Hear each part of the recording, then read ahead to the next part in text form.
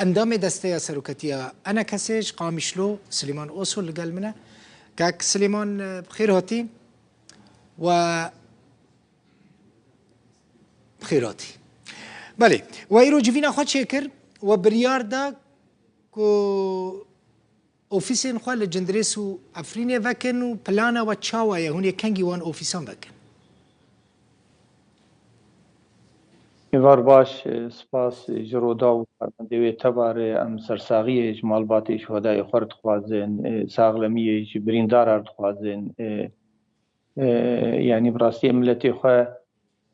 قشي وقت بي سباس دكن هري كي دجي خد تخسيري نكر يعني تجاهي قو تشتي قشي دبن تايبت سروك برزاني دزقا ويرخوازيا برزاني قو دهوارا ملتي مدهات آلي كاري جير قدمان دن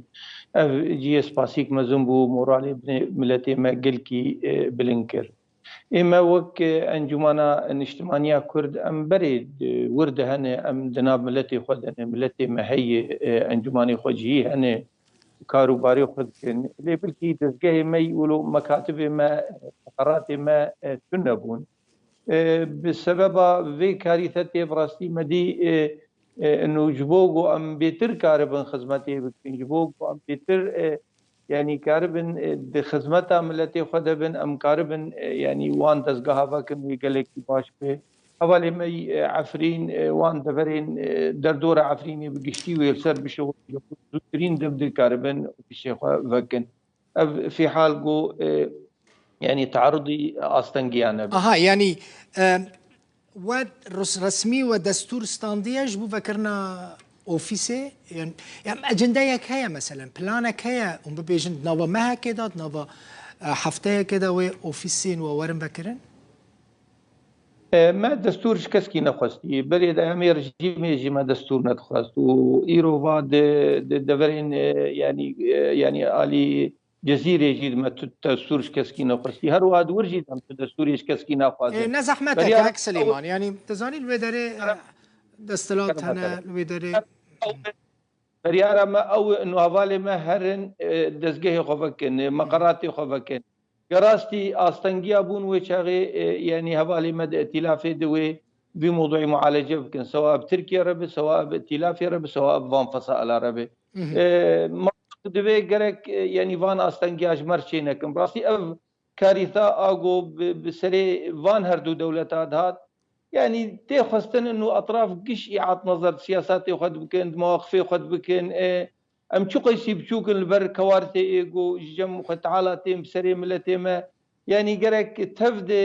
مراجعه كي بكن او شاشتي ايجو يعني جما بجروبيت هرجو ام تيدبون ام كاربن تجاوزا وان شاشتيا بكن وام خوالا بكم بقشتي حما اطرافي يعني اوبسيوني رجيم انه خزمتها ملتي خو بكم راستي ملتي ما ظرفكي قلكي زحمه درباز دبي ما ببينه لبي خو هر دم هر ساعه ام لبي ويبن تشتكي دن مثلا ذكرنا اوفيسين وال جندريس وعفريني وين نبا سدما دركتنا كريزا كدن يعني جي برسكريكا كدن نوبرا و ريفابريا خسر ده إما أم يعني دبوريا مدي جبري دانا بيات تشتك أني بيرامو شغا مفاوضات دنا مو بيديد هبون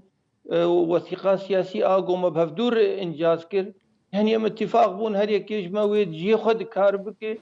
ونم عقول ما مرابن عفريني بفروش نمي عفريني بدن كي عفرين ولاتي مي برشاك سركي كردستان سوري جدقا ولد ام ويشغاغو رجيم هبو جي ما كاري خد كرد عفريني دو ويشغا سلطة ابوشيا جي هبو ما كاري خد كرد وإيرو جي يعني فصالنا سلطاتي يعني أوجي يعني حكومة المؤقتة السوري جارد إما مكاري ونسكن عندي بس مثلا هبونا أوفيسا ونبونا أوفيسا قبل كي أستنجيك بو يعني الفرق بده جارا أوفيس فكرنو هاتي شوتان دون و إيريشي وان وقالك زحمتي تيم بيشاما أم يعني ام برفان زحمتي بنت في ام كارانك اما ام وك انجمان ام دواما يعني تجارة ام البرفان تشتانا سكن يعني كاك سليمان واتشي اليكاري جبو قربانيا اردهجا عفرين وجندريسي بيش كيش كريا خلق مراقد قبروستي براستي اما وك انجمان ما دقة اول دي ما نامه شاندن جي دولتي سركر جي متحدة جيو ان ريج امريكا دولتي اوروبي حمو دولتي ايجو خدي رول وخدي امكانات ما نامش جوار شاندن مهواري جوان قص ما قلتي انه دفي هم بيشجيريا ملتي ما بكن اغاثة مواد جوار تقديم بكن اف جانبكي دبلوماسي سياسي جانب دند ما يعاز ده حوالی خو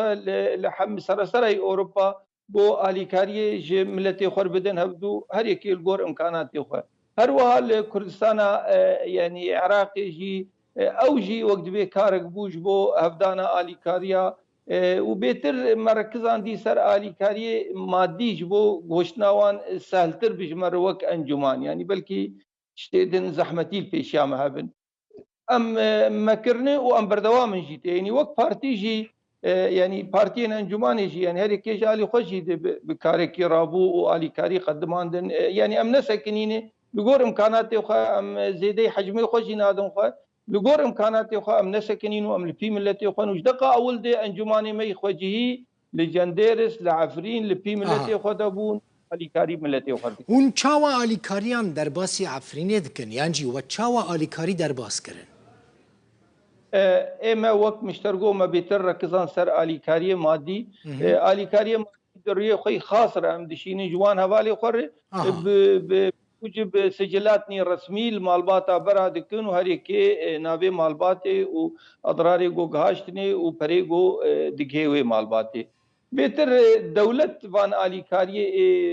كونا وبطانيا وخارني بيتر يعني دولة ودبيشيا فان دولة قشا دجي براستی دزگاه خیرخوازیا برزانی تشکی گل کی مزن جملت مرکر جارك دنا سپاسیا وان دکن تشکی گل کی باش بو مورالی ملت ملوده بلنکر ملت ما گهاشت باوری که يعني جارنا تدي مرض ظروف نار درباز بحكي مرو بهيفي دبه يعني كاري غوسروك برزاني كر يعني هيفي قال كي مثلا جملته ما تشكر انه ابملت خدي ويانا بيشجيري ويانا وهرتم دطنقايا وفرياد هرتم البيوين كاك سليمان هون دناوا ائتلاف ذا جهد قرن ائتلاف اوبوزيسيون السوري حكومتها دمكيه سوري اوبوزيسيون السوري جي يعني بشكل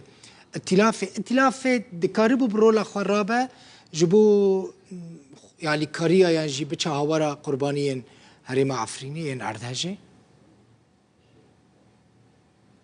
وقت ائتلاف براستي يعني بلكي جهدك كرج بوغو فكرنا معابرة بلكي هنزانن يعني او معابرة يعني بلكي الیکاری دزگاه خیرخوازیا برزانی روكي دريا بلكي حتاني سيريال سر معابرة مان حتاني درباسبون رولك ائتلاف رولك حكومة مؤقت تذهبوا جو الیکار بون جبو جو او استنجيانا راكرن لجمع حكومات تركي حتى جو او يعني الیکاری بجين ملتي الويدا بحمم مكوناته بله مالات آوا زور سپاس سلیمان اوسو اندام دسته سروکتی انجمن کردیان کسی جه قامش لو میوانی ببوی گلک سپاس